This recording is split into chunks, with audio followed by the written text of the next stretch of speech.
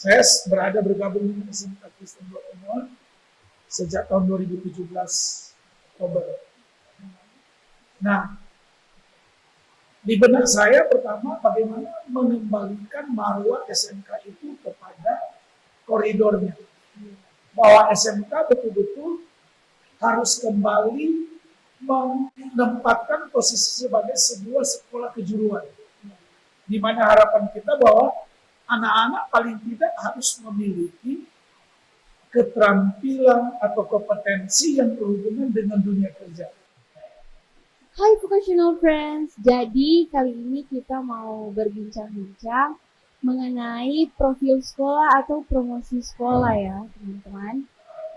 Oke, jadi pada kali ini kita kedatangan narasumber yang ide-ide dan gagasannya juga terkenal dengan kewibawaannya, atau Bapak ini dikenal juga dengan memaksimalkan sebuah kesederhanaan. Siapa lagi kalau bukan Kepala SMK SD Sudotomon, Bapak Dr. Andes Novi Sumanto. Selamat siang Pak. Ya, gimana kabar Bapak hari ini? Baik, luar biasa. Ya, puji Tuhan, semoga luar biasa seterusnya ya Pak. Adik-adik siswa SMP sama orang tua kita kali ini lagi pada bingung anaknya mau disekolahkan kemana, karena orang tua juga menginginkan sekolah yang baik untuk masa depan anaknya. Mungkin SMK Kristen Dua Temuan bisa menjadi jawaban dari pertanyaan-pertanyaan yang muncul di benak para orang tua atau para teman-teman siswa SMP. Jadi Bapak bisa memperkenalkan sedikit tentang sekolah SMK Kristen Dua Temuan, tentang jurusan atau program kalian apa saja, dan juga pengajar atau pendidik dan tenaga kependidikan yang ada di SMK Kristen Dua Temuan. Ya, terima kasih. Sahabat semua, bahwa kali ini kita bisa bersama-sama dengan kesempatan ini. Saya khusus di mana mempromosikan atau memperkenalkan SMK Kristen 2 Temuan dalam eksistensinya sebagai sebuah sekolah SMK. Nah, di tengah-tengah kondisi negara yang seperti ini, yang senantiasa mengharapkan atau kebutuhan di dunia sekarang itu memerlukan beberapa keahlian, kompetensi yang mengharuskan seorang harus memilikinya. Paling tidak ketika ada hal-hal, ada keinginan, harapan, ada suasana yang serba mencari dari para adik siswa lulusan SMP, memilah kemana saya harus melanjutkan studi, dan apa ya kira-kira yang dapat menjembatani yang menjadi passion saya dengan dunia kerja yang menjadi harapan seseorang. Karena setiap orang pun memiliki harapan untuk bagaimana dia mengaktualisasikan bekerja memenuhi kehidupan dia. Nah, SMK Kristen Dua Temuan sebagaimana sekolah SMK yang berorientasi kepada kejuruan, tentunya sejak saya bergabung dengan SMK Kristen Dua Temuan sejak tahun 2017 Oktober.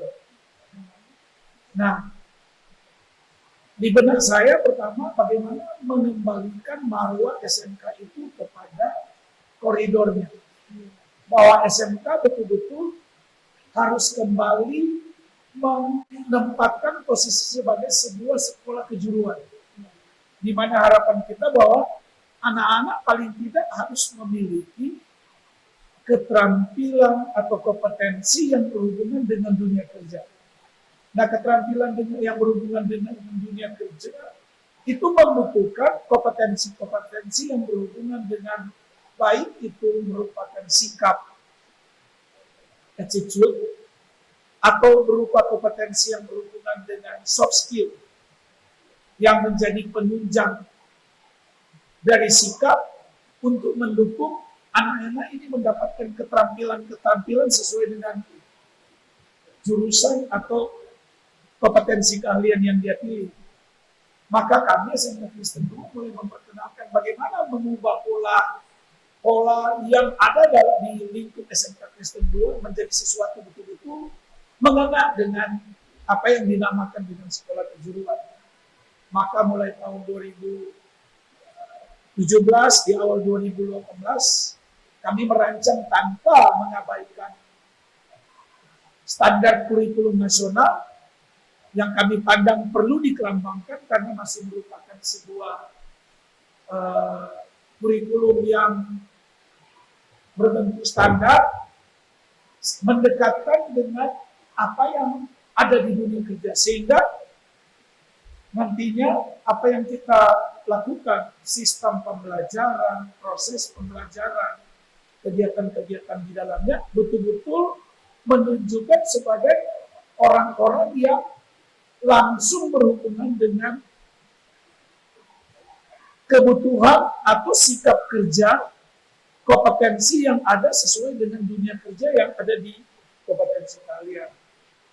Mungkin itu sementara yang kita coba rubah dengan cara merancang kurikulum yang sederhana menjadi sebuah kurikulum yang betul-betul berbenturan langsung atau bersentuhan langsung dengan dunia kerja, di samping membuat pembelajaran yang menarik dengan tidak mengabaikan sekolah sebagai tempat utama pembelajaran, tetapi mulai mengembangkan menjadikan dunia luar, dunia kerja sebagai wadah pembelajaran real. Jika sekolah itu belum memiliki standar sarana prasarana yang memadai. Dan paling tidak proses itu harus pertama dilakukan. Dan ini menunjukkan bagaimana ada suatu suasana yang menarik, yang tidak berorientasi kepada pembelajaran SMK adalah pembelajaran teori. Yang selama ini menjadi image di sekolah-sekolah kejuruan pada umumnya. Nah, iya Pak. Tentang pengajar atau pendidik atau tenaga kependidikan itu bisa menjadi fasilitator di dalam kelas itu bagaimana Pak? Ya, terima kasih. Ini sangat menarik. Maka untuk mendukung proses yang saya sebutkan tadi, menjadi sekolah betul-betul yang menghasilkan tamatan yang betul-betul memiliki kompetensi yang diharapkan oleh dunia kerja, pertama yang harus kita perbaiki adalah image.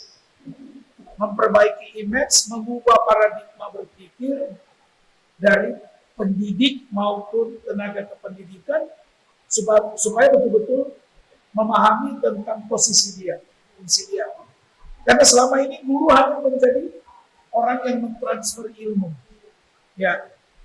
Padahal guru, apalagi sekarang dengan istilah pendidik, mengajarkan, memberikan, mentransfer segala sesuatu yang ada orientasi dengan pendidikan. Berarti pendidikan luas, bukan hanya mentransfer ilmu, tetapi mentransfer tentang sikap, budaya, dan pengetahuan yang ada. Dan ini harus memang betul-betul holistik, satu kesatuan, integrated. Nah, guru jangan lagi bertindak sebagai orang atau narasumber satu-satunya sumber ilmu dari siswa. Tapi guru sekarang harus bagaimana dia bertindak sebagai orang yang menjadi jembatan antara siswa dengan sumber belajar. Nah, itu yang paling penting. Sehingga harus dia memperlakukan pola pendekatannya dari yang tadi menjadi teacher center, dia harus mengubah menjadi pendamping. Pendamping menggerakkan anak, menggerakkan peserta didik, atau memfasilitasi peserta didik, menjadi teman, menjadi orang tua, menjadi kakak atau adik bagi peserta didik dalam rangka menggali kemampuan anak supaya betul-betul dia mendapatkan moodnya, memenuhi apa yang diharapkan. Itu yang paling penting. Sehingga betul-betul siswa ini terkondisi, termotivasi untuk dia yang beraktif, yang memiliki peran yang sangat sentral untuk melakukan pembelajaran itu secara aktif. Jadi bukan dari guru, Nah ini yang paling penting, guru untuk menggerakkan. Maka pola pikir, paradigma berpikir seperti itu yang pertama harus betul-betul dimiliki oleh sekolah, secara khusus oleh kepala sekolah, pimpinan sekolah, dan yang paling penting adalah tenaga pendidik atau pendidik dan tenaga kependidikan. Nah itu yang kita jalankan di sekolah ini. Bagaimana merubah image bahwa posisi kita harus betul-betul menjadi orang yang harus membantu. Jadi kita kalau di sini fasilitator lebih banyak sebagai seorang pembantu, bukan guru jadi tuan di depan kelas. Sehingga paling tidak hindarilah guru selalu berdiri di depan kelas. Tapi bagaimana dia harus beraktivitas berinteraksi dengan siswa secara aktif, mendampingi mereka dalam setiap proses pembelajaran. Itulah posisi maka kami mulai memberikan kesempatan kepada guru-guru untuk melaksanakan pengembangan diri, peningkatan kompetensi baik melalui in-house training, magang, ataupun diklat pendidikan latihan. Demikian. Ya, jadi Pak, yang bisa kita ketahui di sini, jadi di dalam ruangan kelas itu bukan seperti yang dahulu-dahulu, di mana guru yang paling aktif. Dari sini siswa yang berperan aktif, guru-guru yang menjadi penggerak dan membantu mereka untuk lebih berkembang lagi ya Pak. Ya, benar. Dari sebelumnya proses Bapak untuk mengubah dari SMK SD Kristen 2 Tonguan yang dulu menjadi SMK yang menjadi the real SMK pada saat ini. Jadi itu membutuhkan proses dan harus membutuhkan perjuangan. Persoalan di sini adalah bagaimana touch leader itu harus betul dimiliki dalam rangka mentransfernya kan kepada teman-teman pendidik dan tenaga kependidikan. Itu yang paling utama. Maka saya selalu mengatakan bahwa guru jangan dijadikan profesi. Bahwa untuk mencapai sesuatu berkenaan dengan kebahagiaan individu itu, marilah kita menjadikan panggilan guru itu sebagai sebuah panggilan. Melayani dengan hati kepada adik-adik, karena di dalamnya kita bukan hanya membimbing, melatih anak-anak dalam rangka pencapaian nilai, tetapi memberikan kecakapan hidup. Melihat anak-anak peserta didik ini sebagai anak-anak kita sendiri, seperti keluarga kita sendiri, ada sesuatu yang kita tanamkan yang merupakan pembelajaran kaya makna. Bahwa pembelajaran kaya makna itu lintas keterampilan. Apa yang kita tahu berkenaan dengan memenuhi kompetensi anak ini, itu yang harus kita berikan. Berarti di sini guru itu butuh kreativitas, butuh berbagai hal, kompleksitas kompetensi yang betul-betul menjadikan dia mampu mengelola kelas menjadi suatu keluarga yang di dalamnya dia mampu bawa lingkungan itu kepada apa yang diharapkan, tujuan utama. Dan itu kalau hal itu terjadi interaksi positif di antara siswa dan guru, maka di sini bukan lagi persoalan transfer ilmu, tapi mentransfer kompetensi yang ada di guru kepada anak, melihat mereka sebagai keluarga kita. Mungkin itu yang paling penting di posisi kita sebagai pendidik atau guru sendiri. Ya, di bagian sarana dan prasarana tadi yang bisa sudah Bapak bilang, di sini kita sudah diubah dengan guru-guru yang sudah menjadi fasilitator. Apakah juga sarana dan prasarana atau fasilitas sudah memadai? Terima kasih. Di awal ketika saya bergabung dengan SMK ini, memang fasilitas menjadi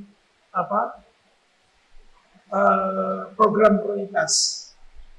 Tetapi jauh di balik itu, bahwa untuk memenuhi sarana prasarana yang memadai, bahwa hal yang paling penting adalah bagaimana kita mengkondisikan dulu kompetensi daripada pendidik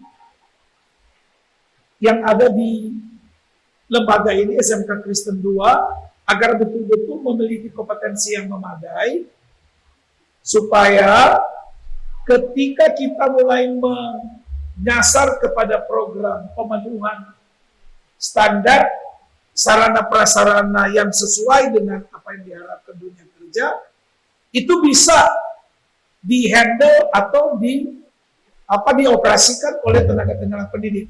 Jadi yang paling penting itu program penguatan dulu, penguatan pendidik dari sisi kompetensi.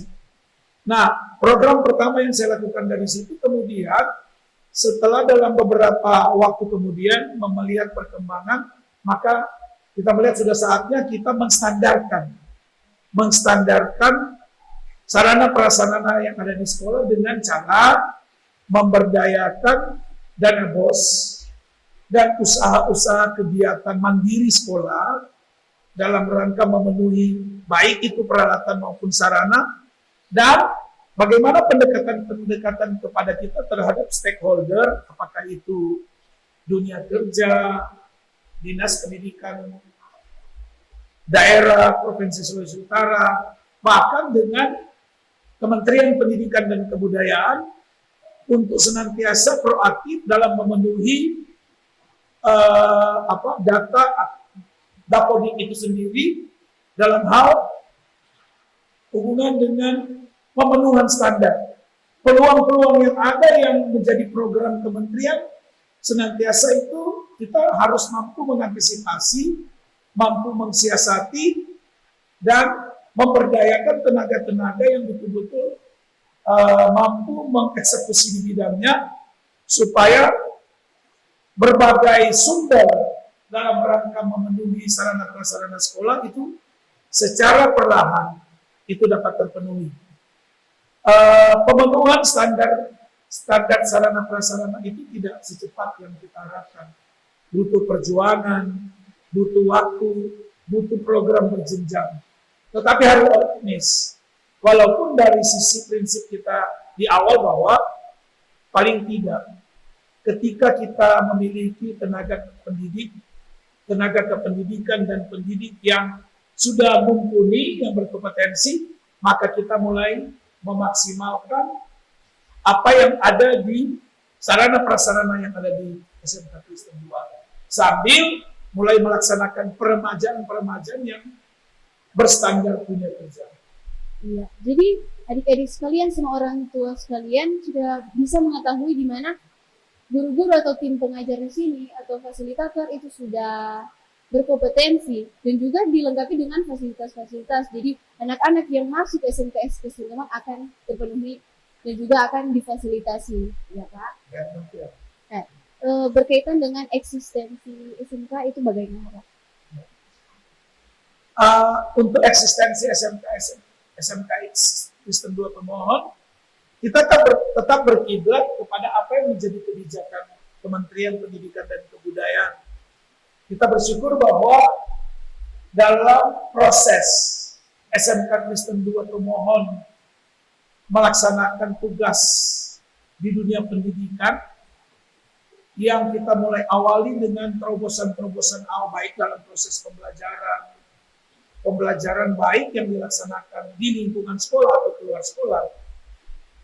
Kita dilirik oleh Kementerian Pendidikan dan Kebudayaan pada tahun 2020 ditetapkan sebagai sekolah Center of Excellence.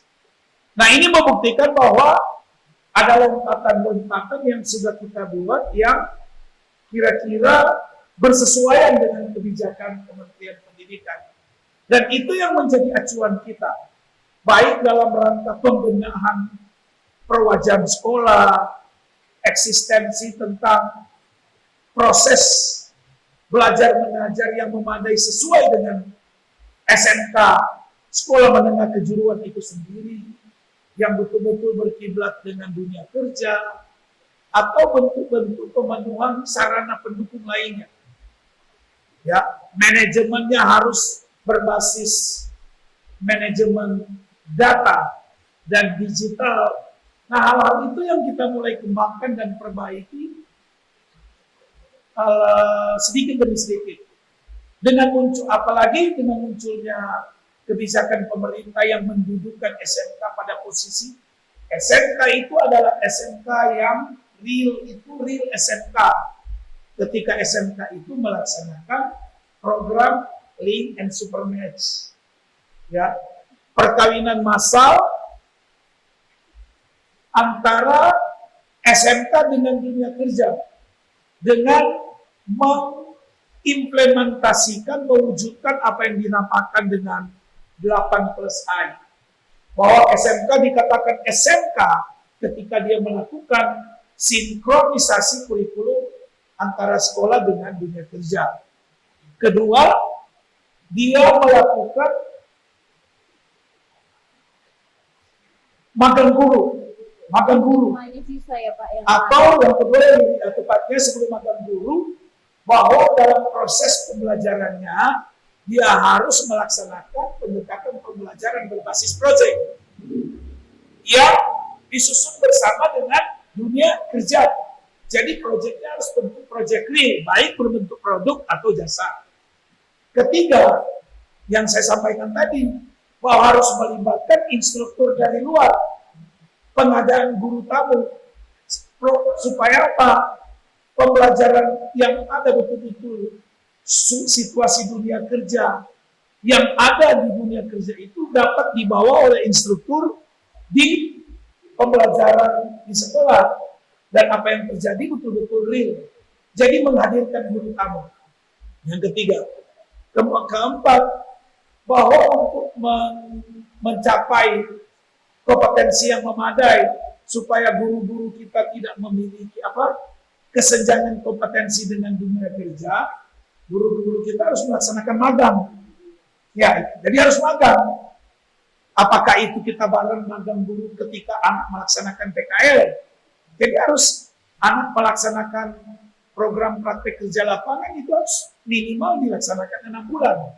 Dan proyek apa yang nanti diselesaikan di 6 bulan itu sudah diprogramkan. Kemudian SMK itu harus melaksanakan uji kompetensi dengan dunia kerja atau uji sertifikasi. Kemudian SMK itu harus melaksanakan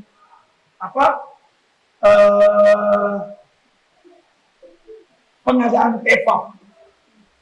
Ada riset terapan yang berorientasi kepada ada hal-hal yang nantinya sekolah itu menggunakan pembelajaran berbasis teaching factory berdasarkan kesepakatan antara dunia kerja dan dunia industri, dan merupakan dominasi bantuan dari dunia kerja. Atau jika sekolah itu memiliki kemampuan secara finansial, dapat mengkomunikasikan dan itu dapat memudahkan.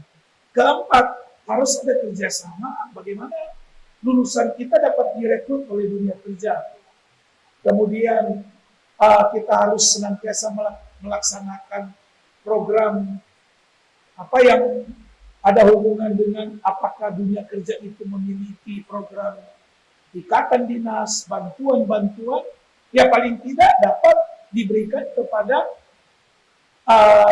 mitra yang menjadi mitra dunia kerja itu atau sekolah yang bersangkutan dalam bentuk perjanjian kerjasama. Maka 8+I ini menggambarkan, merupakan profil SMK yang real, bahwa SMK itu benar-benar melakukan tugasnya sebagai sebuah SMK yang betul-betul dapat bersesuaian dengan dunia kerja. Nah, ini yang paling penting. Jadi yang istilah sekarang yang lebih keren, yang lebih mungkin dikenal di kalangan SMK, bahwa SMK itu betul-betul memiliki link and match dengan dunia kerja. Ya, jadi bisa diketahui SMK itu di SMK 9 itu sudah ada link and match di mana sinkronisasi sekolah dengan kerja. Dunia kerja. Adik-adik bisa langsung mengetahui bagaimana cara kerja dan budaya-budaya kerja yang ada di industri. Juga berkaitan dengan project based learning atau pembelajaran berbasis proyek. Adik-adik tidak seperti sekolah pada umumnya yang hanya mencatat semua. Di sini jadi kita dominasi teori. Sekarang lebih banyak ya berorientasi kepada 70-80% berorientasi kepada praktek dan project real. Project real. Jadi teman-teman langsung berinteraksi langsung juga. Di sini bisa kita ketahui teaching factory atau TEFA yang sudah dikatakan Bapak tadi itu pembelajaran berbasis TEFA. Iya, pembelajaran berbasis TEFA. Jadi kita langsung bisa menghasilkan produk ataupun jasa ya teman-teman. kita lanjut ke bagian prestasi siswa yang menonjol, yang mengubah atau yang berdampak di SMK SDN 2 Pemohon. Ya, terima kasih. Dari pantauan saya secara pribadi dan pengamatan-pengamatan yang kami lakukan secara masih pengamatan semata, bahwa ada peningkatan secara signifikan ketika kita melaksanakan pola model penerapan model yang katakanlah konvensional di tahun 2017 dan 18 dengan pola yang kita mulai memberlakukan sejak 2019-20. Pola yang lebih dikenal dengan pola apakah itu mengarah kepada pembelajaran proyek, atau sekarang mungkin lebih dikenal dengan yang berorientasi implementasi kurikulum Merdeka Belajar. Itu terjadi bahwa paling tidak ukurannya kepada 4 kecakapan 4.0 sekarang itu bisa terlihat di anak-anak, bahwa kemampuan anak betul-betul didorong untuk berkreasi, mencipta, memodif sesuatu. Ada sesuatu yang harus anak ciptakan, desain, modifikasi. Jadi pembelajaran yang mendorong kreativitas anak. Kedua, dalam proses berkreativitas itu, kemudian anak-anak itu didorong juga mempertajam critical thinking-nya, kemampuan menganalisis, tetapi mampu juga memberi solusi. Dan kemudian didorong juga bahwa bagaimana kita harus mendemonstrasikan anak ini bukan hanya memiliki kemampuan critical thinking, tapi paling tidak mampu berkolaborasi dengan orang lain, baik yang orientasi vertikal maupun horizontal. Ya, nah itu supaya betul-betul apa yang dihasilkan ya dapat dipertanggungjawabkan, atau itu merupakan bentuk hasil yang betul-betul memiliki dukungan dari berbagai pihak yang bisa dipertanggungjawabkan. Dan yang paling tidak dari semua itu, kita mendorong bahwa segala sesuatu apa yang Anda lakukan itu dapat dipresentasikan sebagai bentuk memenuhi kecakapan abad 21 dalam hal kemampuan komunikasi. Nah, ini yang paling penting. Terlihat terjadi penonjolan-penonjolan membandingkan lulusan-lulusan pada 2-3 tahun kemarin dengan lulusan-lulusan 2 tahun terakhir ini. Terjadi perbedaan yang sangat menyolok, karena sejak 2 tahun terakhir SMK SDN 2 Pemohon melaksanakan model uji atau ujian yang orientasi presentasi.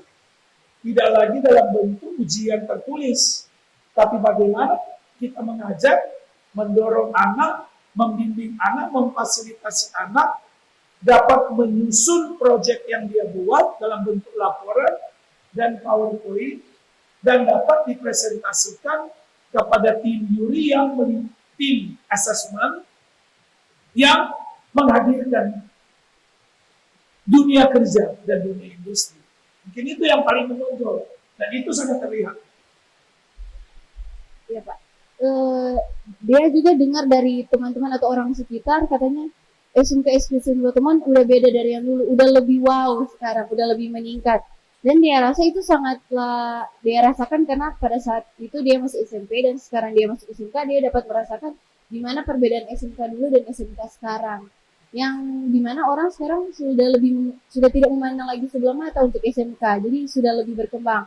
Nah, pengembangan Bapak ke depannya untuk SMK SDN 2 Pemohon itu apa?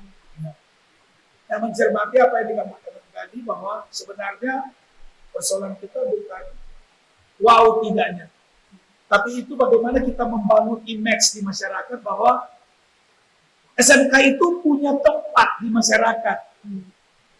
Mengembalikan image negatif di tahun 2018 yang mengatakan bahwa SMK sebagai penyumbang terbanyak pengangguran, itu menjadi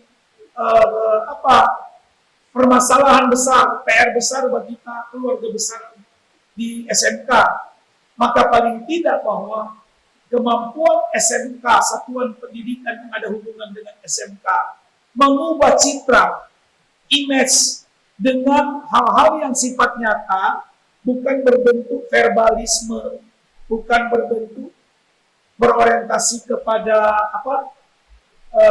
pencitraan, tapi betul-betul memperlihatkan hasil yang real kepada masyarakat bahwa inilah SMK yang memiliki betul-betul memiliki sumbangsi yang real di tengah-tengah kehidupan masyarakat, secara khusus memiliki betul-betul paling tidak anak ini telah memiliki kompetensi yang standar ketika tujuan anak-anak lulusan itu mengarah kepada mau bekerja, sudah memiliki standar kompetensi untuk bekerja.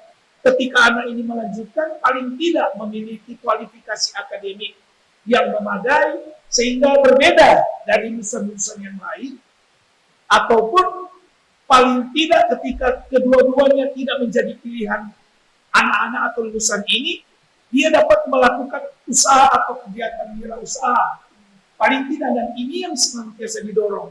Anak SMK Kristen 2 Tomohon, paling tidak lulusannya harus memiliki kompetensi berwirausaha. Dan karena itu adalah peluang-peluang yang dapat meningkatkan ekonomi, baik dari keluarga maupun lingkungan, dan paling tidak menjadi memberikan sumbangsi real di bangsa kita secara khusus, supaya betul-betul image SMK sebagai penyumbang pengangguran tertinggi tidak lagi menjadi bahasa-bahasa viral di masa-masa yang akan datang. Ya, jadi bisa kita dengarkan tadi di mana SMK sudah tidak seperti dulu lagi. SMK sekarang sudah menghasilkan siswa-siswa yang sudah siap bekerja, siap melanjutkan studi, dan siap berwirausaha, atau siswa-siswa yang berkompetensi. Ya, jadi Bapak, untuk para adik-adik siswa atau orang tua ada mungkin penyampaian? Sebagai closing statement saya bahwa secara khusus kepada masyarakat, para pemerhati dunia pendidikan, apalagi mereka yang sekarang ini lulusan-lulusan SMP yang sementara memilah-milah dan memilih untuk melanjutkan studi ke jenjang selanjutnya, bahwa ketika Anda memutuskan bergabung dengan SMK, maka Anda tidak salah. Karena SMK sekarang ini adalah SMK yang berubah.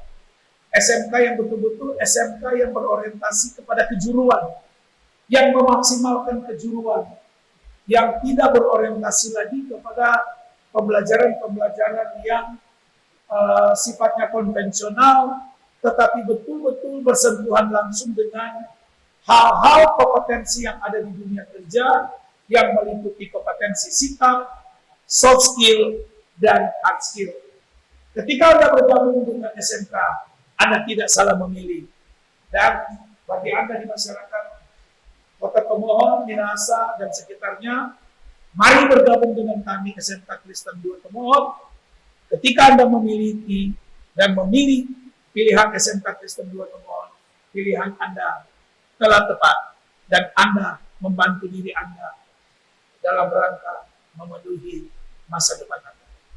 Jadi adik-adik siswa, tunggu apa lagi? Ayo bergabung bersama kami di SMKS Kristen 2 Tomohon. Kami ucapkan terima kasih banyak kepada narasumber kita pada hari ini, Bapak Dr. Andes Nofri Sumampong selaku Kepala SMKS Kristen 2 Tomohon. Kiranya Tuhan Yesus memberkati. Terima kasih. Saya Dea, pamit undur diri. Shalom.